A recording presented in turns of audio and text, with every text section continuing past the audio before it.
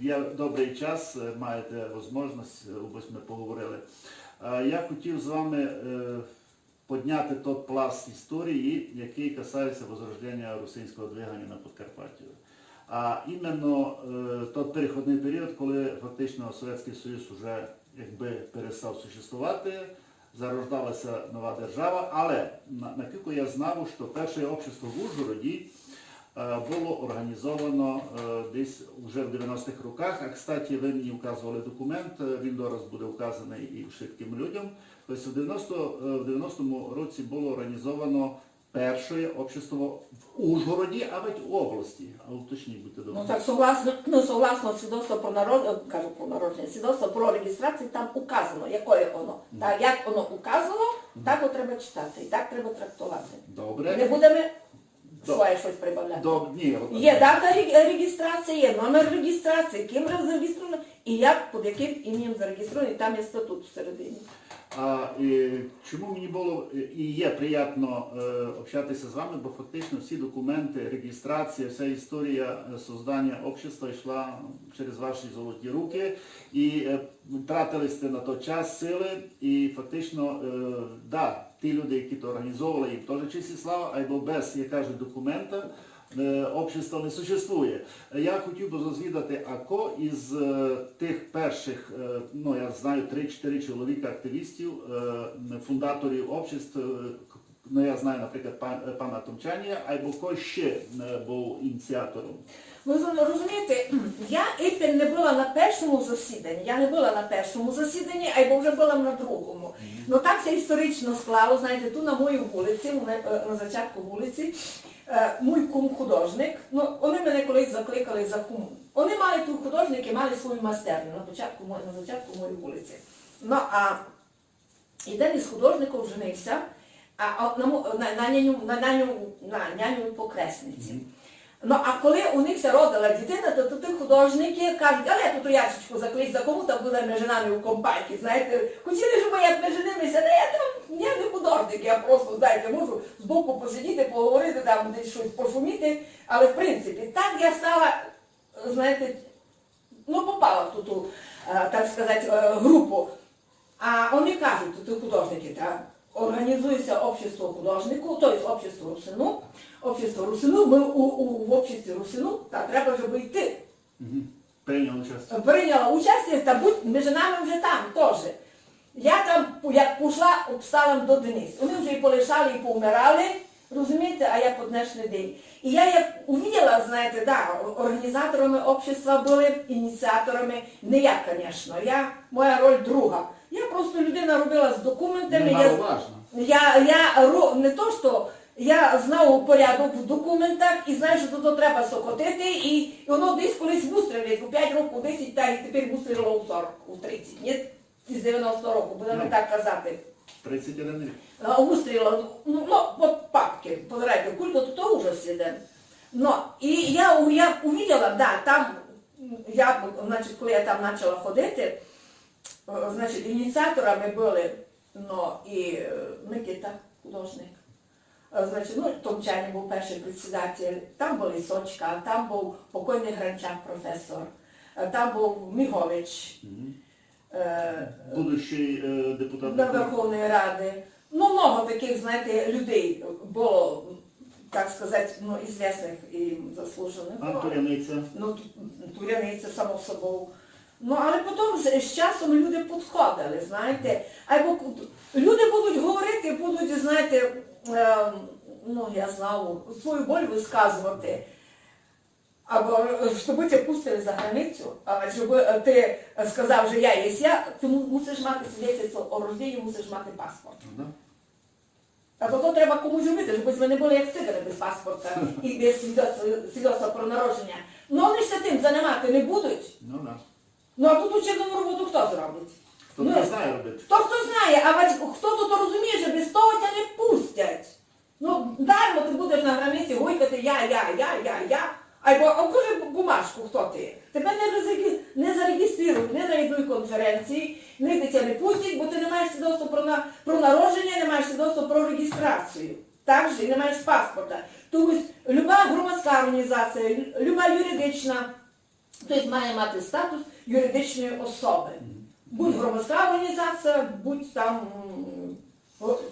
Тобто вот так я, собственно, по личной инициативе, бо я видела, що реально тим все займати правильно ніхто не буде, і так все стало, що в принципі я тим займалася, бо всякі реєстри, статут реєструвати, статистичний код взяти, на облік у податкову покласти, у банковий счет зареєструвати, печать зареєструвати, штамп зареєструвати, і розчетний счет, і текущий, і валютний зареєструвати. Хочеш допомагати офіційно? Прошу. Є банк, є розчетний счет, є свідоцтво про реєстрацію, про реєстрацію, заганяй гроші. Аж ні, так ні. А як? Ще такий вопрос до вас. 90-й рік, то ще не було держави Україна. Тоді ще був практично Совєтський Союз. Ну. Просто ми добре знаємо, що коли наша територія перейшла до Совєтського Союзу, ми мали той другий статус нашого краю і, чесно кажучи, комуністичний режим перекреслив нашу національність і зробив нас українцями.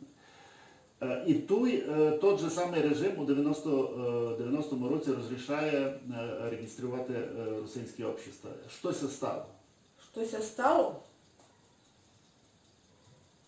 Я не знав, що це стало, але щось стало. Люди це наділи. В общем, вони розрішили зареєструвати як громадську організацію.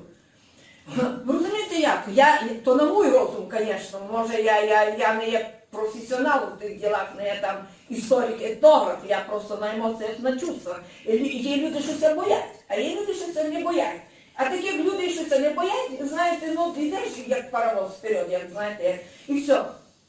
Вони ж у Русинську національність Академія наук України, значить, зробила висновки, що русини то не окрема національність, А гілка українського не гілка, Субетнос.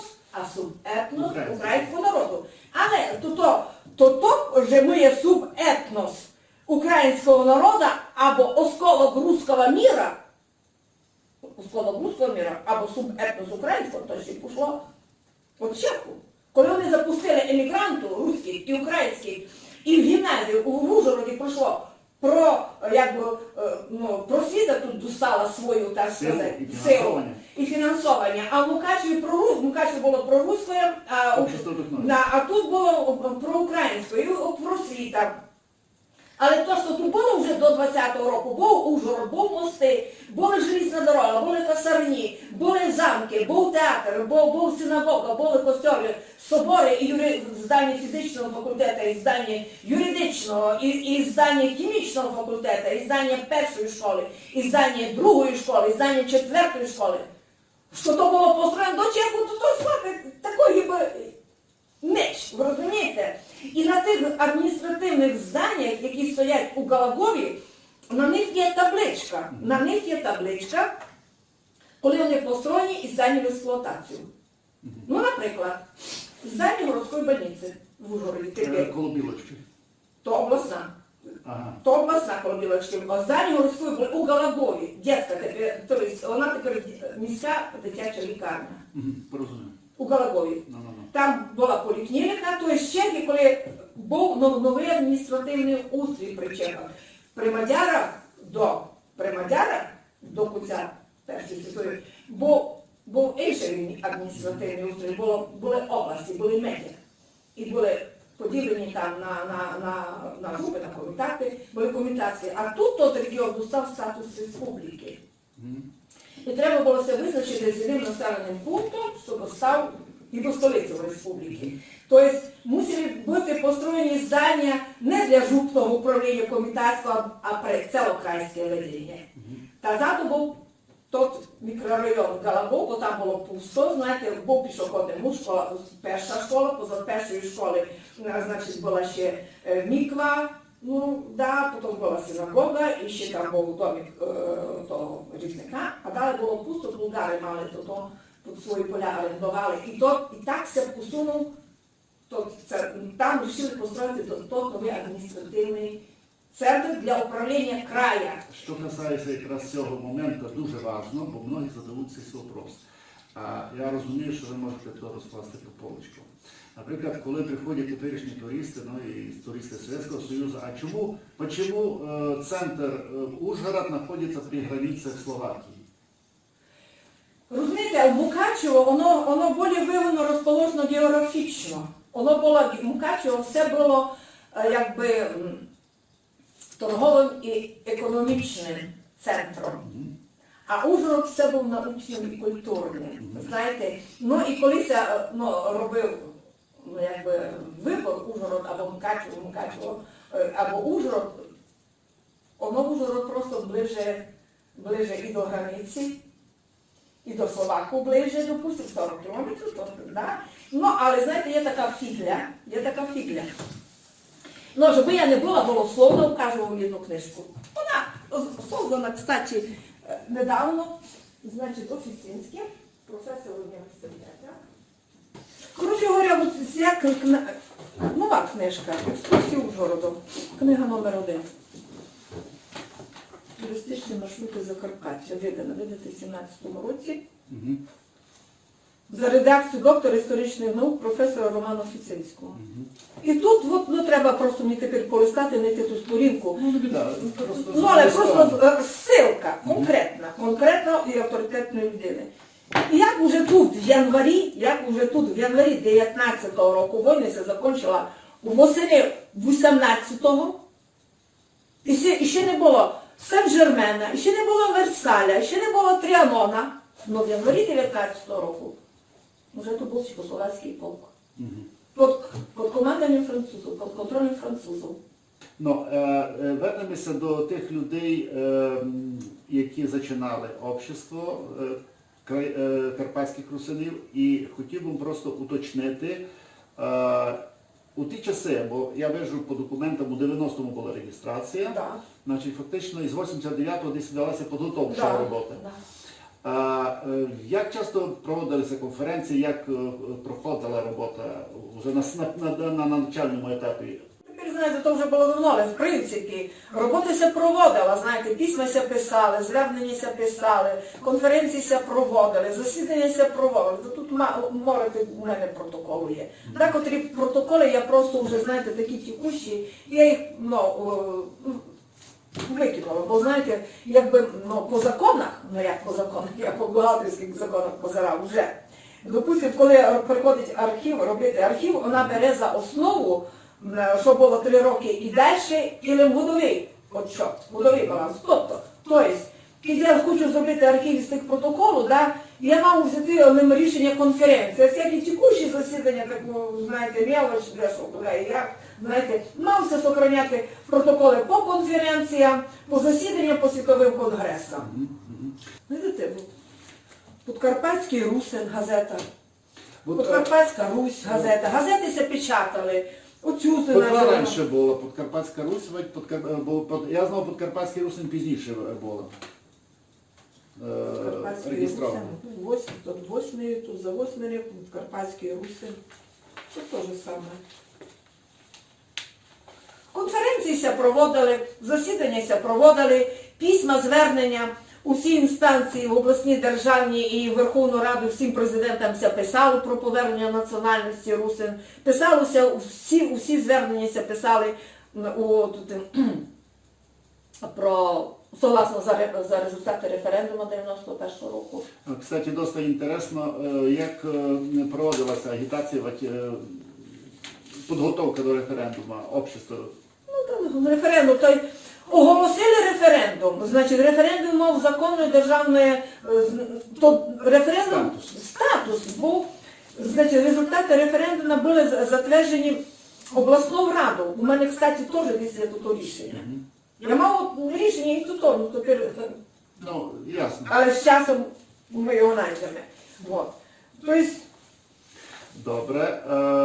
Це ходили агітатори перед референдумом по регіонам Подкарпаття? Ну хто, я не знав, ходили, не ходили, але газети се тоді почали іздавати, і газети се роздавала коло церкви. Коло церкви се роздавали газети. Ну так хто брав, хто не брав, хто читав, хто не читав. Но тим не менше, явка на референдум і без газети на підсознательному уровні. була, знаєте, все одно у людей десь то, знаєте, боліло, і люди прийшли на референдум і проголосували. Ну, має Тепер- 78%. Тепер має бути, і люди все дуже боялися, щоб наш край не включили до Галичини. Тобто, знаєте, це і основний, може, і основний мотив був то. Ну, діло в тому, що за рішенням референдуму два регіони мали стати автономними. Крим став, Закарпаття, на жаль, то не дали, поклали під сукно, хоча ніко рішення референдуму не обміняв. Ну так, тоді в Криму і в Закарпатті був бюлетень про автономію. І там, кстати, проголосувало 54%, їм дали, у нас 78% і тут не дали. Добре, а беремо тут ті роки. Якраз ви вспомнили за перший світовий конгрес. Делегати, бо в мене є десь список делегатів. Ви ж там Гливку, ну мало пізніше про людей поговоримо. Як це вбирали делегати на той конгрес? Ви вже туди практично були в обществі. Ну та як, ну так голосувалося на засіданні, на засіданні там, на обласному засіданні. Ну готові в Томчані, да, делегація? Я не пам'ятаю. Бо- Ну, знаєте, порядок тут на любое засідання, тобто на люба делегація обирає на засіданні і голосується за делегата. Тобто, большинством голосов делегатами на світовий конгрес були послані ті, за яких проголосували люди. Все. Є один момент, який, я думаю, не для мене інтересний, а й для тих русинів і людей, які нас будуть позирати. Дело в тому, що тепер ми виділились на документи, що першим председателем був Томчаній, архітектор. Головний архітектор Ужгорода. Ужгорода. Але головою делегації пішов Сочка Боржанін. Ну. То були якісь зміни у керівництві в обществі? Ні. Та делегація, тобто керівником делегації може бути любий. Може любий бути, ну так, раді Бога. Як керівником групи туристичної, ну та що? Група може бути і з того, і з того, і з того, а керівником групи буде то. Ну і що так? Я вважаю, що ні. Може. Ну він не був делегацією, був, я не знаю, Томчані, був делегатом, не був, я не знаю. Я, чесно кажучи, його у списках делегацій не бачив. Був, знаєте, потім пішов з посади обласного архітектора, тобто міського архітектора, в ітогі він переїхав на ПФЖ в Медящину. Ну, навірно, той послужило тим, що перейшло керівництво до Сочки Боржавіна. Добре, а вже другий конгрес, я вижу, у Польщі, вже прийшов, я думаю, що вже і головою общества був вже Іван Туриниця, так? То вже 93-й рік. Ну, так по документах можеш провірити.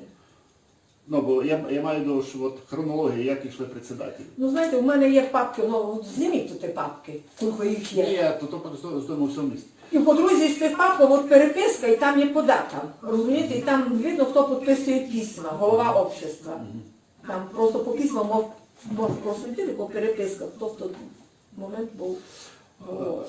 Перебирались ми ваші фотки, і мені дуже, ну, якбися запало в душу ті фотки, бо я робив із Беленням інтерв'ю, і він розказував про пам'ятник, але ви були учасником відкриття того Так, я пам'ятника. була, так. Та виділися там на фотографії море людей було. Море людей, і якраз я хочу повісти, що якою було високое, як воодушевлення людей, русинське движення туди притягувало людей, много інтелігенції було там. Та й простих людей, і прийшли і прості люди, і інтелігенція прийшла, знаєте, кожного за своє болить. Люди ся надіяли, знаєте, як русські кажемо, і нині там. Знаєте, діло в тому, що судьбу малого народу, малий народ не може нищити. І за нього все великий не заступить. Ну, согласен. Розумієте, судьбу малого народу рішає великий, а малий народ не може. Я в апріорі я не годна бути сепаратистом. Знаєте в чому? Україна має 40 мільйонів, 52, 40, 38, вже не знати, говорять, вже тут цифри гуляють, шляки. За те, що їх 40 мільйонів, а 28 мільйонів, а 26 мільйонів, а 52, вже вони самі не знають, скільки їх є, бо не є переписки. А нас є 700 тисяч. Хіба 700 тисяч голодно пойти проти 26 мільйонів? Та ні, що шевілаго. Розумієте, який великий народ, повість на русин жиє, та буде русин жити, а який великий народ, а державний, повість, ні, Все, значить його не буде.